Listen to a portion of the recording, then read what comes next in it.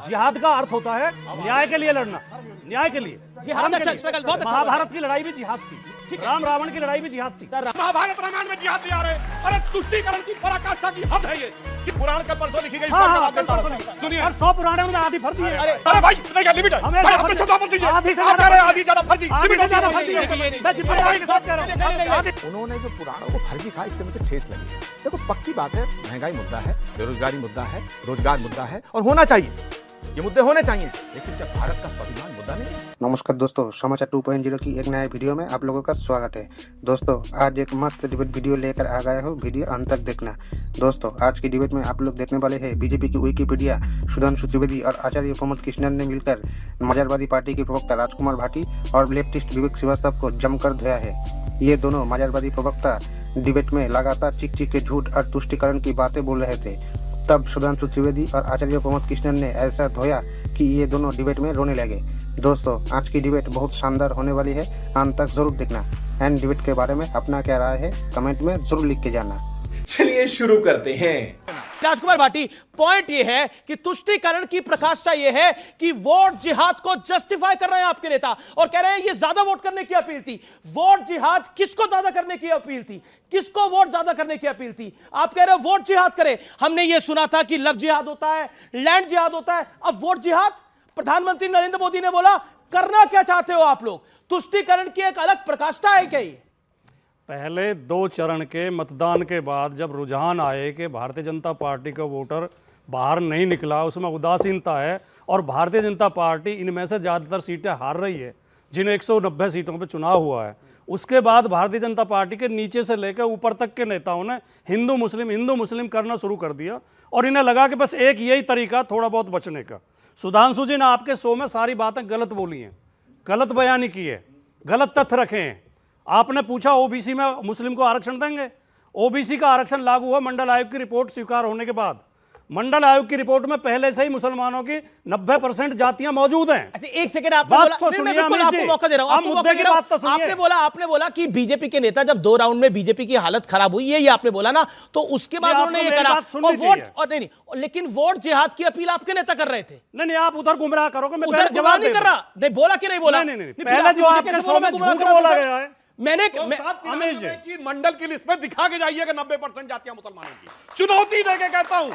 फिर कह रही है कर्नाटक, राजकुमार भाटी, फिर बंगाल कह रहा और मैं आप सबसे राय लूंगा। वोट जिहाद का मतलब क्या है आप लोगों के लिए? अमीश जी, ये आप अपने शो के साथ भी अन्याय कर रहे हैं। नहीं आप बोलिए, मैं जवाब दे रहा हूं। बोलिए। शेख सैयद, मुगल, पठान, 4-5 उच्च जातियों को छोड़ के जो मुस्लिम की हैं, उसमें आपके नाई, धोबी, कुम्हार, लोहार, बढ़ई, सारी जाति। आप क्यों? मैं तो नहीं चिल्लाया। में जाति होती है। मैं आपके बीच में नहीं चिल्लाया। मुसलमान में जाति मैं आपके बीच में नहीं चिल्लाया। मैं मुद्दे की बात कह रहा हूं। एक करके राजकुमार भाटी की बारी। मुसलमान ये लगातार झूठ बोल रहे थे, मैं चुप खड़ा था। अरे पाशा साहब मुसलमान आप जानते नहीं कास्ट है वहां। नाई, धोबी, लोहार, बढ़ई सब ओबीसी में आते हैं, सबको आरक्षण है। मंडल में पहले से ही आरक्षण है। दूसरी बात इन्होंने कहा अलीगढ़ मुस्लिम यूनिवर्सिटी में छीन लिया, जामिया में छीन लिया। जो हमारे अल्पसंख्यक संस्थान है, चाहे जैनियों के हैं, चाहे सिखों के हैं, चाहे पारसियों के हैं, सब में उनमें आरक्षण की व्यवस्था नहीं है। ये गलत बयानी करते हैं केवल हिंदू मुस्लिम भड़काने के लिए। तो ये आप पूछिए वोट जिहाद क्या था? वोट जिहाद एक क्या मिनट था? में एक लाइन, वोट जिहाद में मैं आता हूं। वोट जिहाद क्या था? वोट जिहाद में जो उस बेटी ने बोला, हालांकि इसका मैसेज कई लोगों में गलत जाता है, लेकिन उसने क्या गलत बोला? अरे कहना क्या चाहते हो? उसने कहा हमें, क्या कहा था उसने? शांति के साथ। शांति के लिए क्या? शांति के साथ चुपचाप जाकर, मैं बता दूं क्या बोला था। शांति के साथ चुपचाप जाकर वोट का जिहाद कर दे। खामोशी के साथ हाँ वोट जिहाद करना है, ठीक है। जिहाद का आप डिक्शनरी निकालो, अर्थ। जिहाद अच्छा वर्ड है ना? जिहाद का अर्थ होता है न्याय के लिए लड़ना, न्याय के लिए।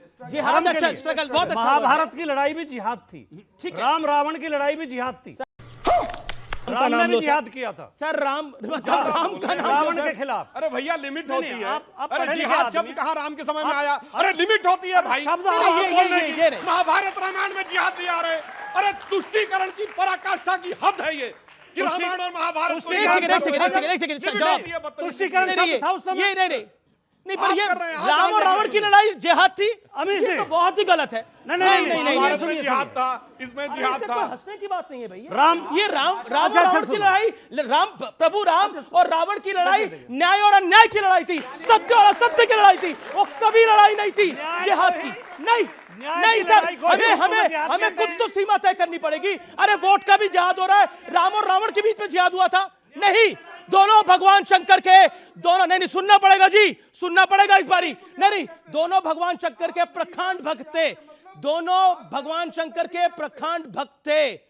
भगवान राम भी और रावण भी। सर्वज्ञानी थे रावण, लेकिन उसके बाद भी उनका वध हुआ क्योंकि उन्होंने असत्य का साथ दिया था, उन्होंने अन्याय करा था, लेकिन जिहाद तो नहीं था, जिहाद तो नहीं था।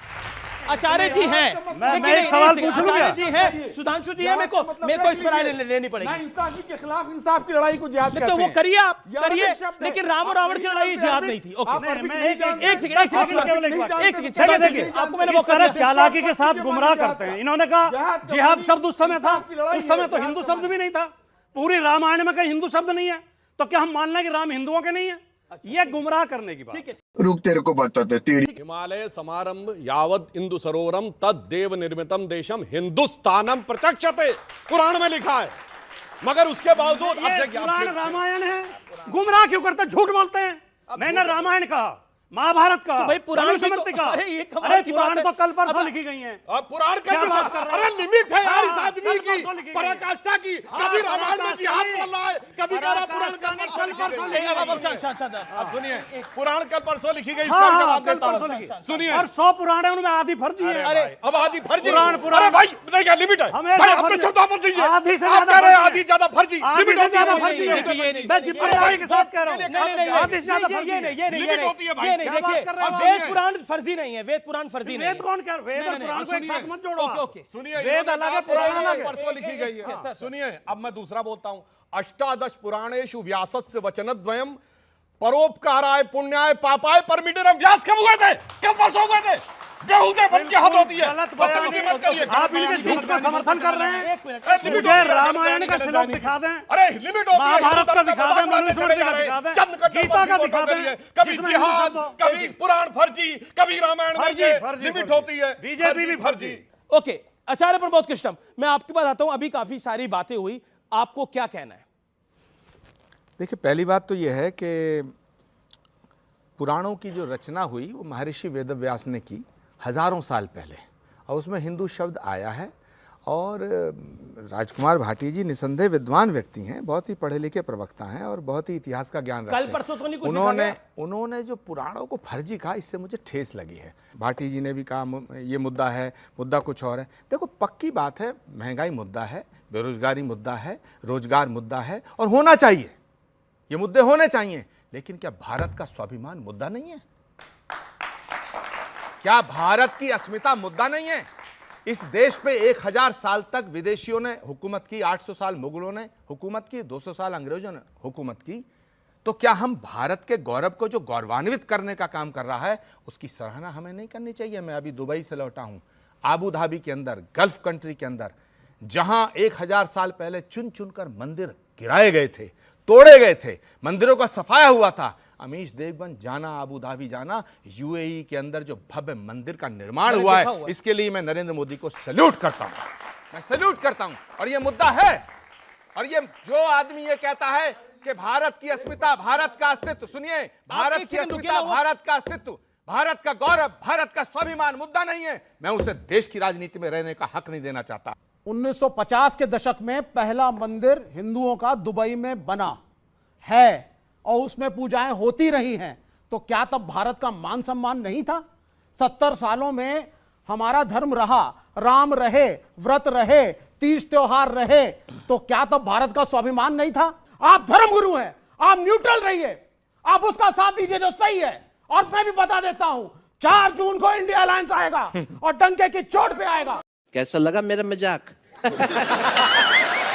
अमित शाह जी और माननीय मोदी जी और उनके तमाम नेता और तमाम प्रवक्ता पूरी कोशिश कर रहे हैं कि चुनाव हिंदू मुस्लिम पे ठीक है, सुधांशु केंद्रित त्रिवेदी, हो जाए, सुधांशु त्रिवेदी। लेकिन वो कर नहीं पा रहे। आपने शरिया बोला, और उन्होंने वोट जिहाद बोला। शरिया और जिहाद जैसे शब्द आते ही इनके नेता क्या कहते हैं? सजदे में निगाह रहे, तमाम होश और खिरत पेश बादशाह रहे, तुरंत सियासत के आगे नतमस्तक हो जाते हैं। कहां आप बोल रहे हैं? बड़े जोर जोर से 1.5 गज की जबान निकाल के कहेंगे ये फर्जी है, वो फर्जी है, मगर दूसरे धर्म ग्रंथों के बारे में जैसे कहेंगे, मैं उसका प्रवक्ता थोड़ी हूं, मेरे को उससे मतलब नहीं है। मगर जब आप कहेंगे शरिया, नहीं शरिया तो होना चाहिए, जिहाद, वो जिहाद का इतना मतलब समझाने लगेंगे जितना कोई मौलाना ना समझा पाएगा, जितना कोई मुफ्ती मुकर्रम बारी नहीं समझा पाएगा। कौन है ये लोग? कहां से आते हैं? दोस्तों वीडियो अंत तक देख ली तो अच्छी लगी होगी। अगर अच्छी लगी तो वीडियो को एक लाइक एंड चैनल को सब्सक्राइब कर लेना। एंड वीडियो के बारे में अपना क्या राय है कमेंट में ज़रूर लिख के जाना। वीडियो अंत तक देखने के लिए आपको बहुत बहुत धन्यवाद। चलिए मिलते हैं अगली वीडियो में, तब तक के लिए जय हिंद, जय भारत, जय सिया राम।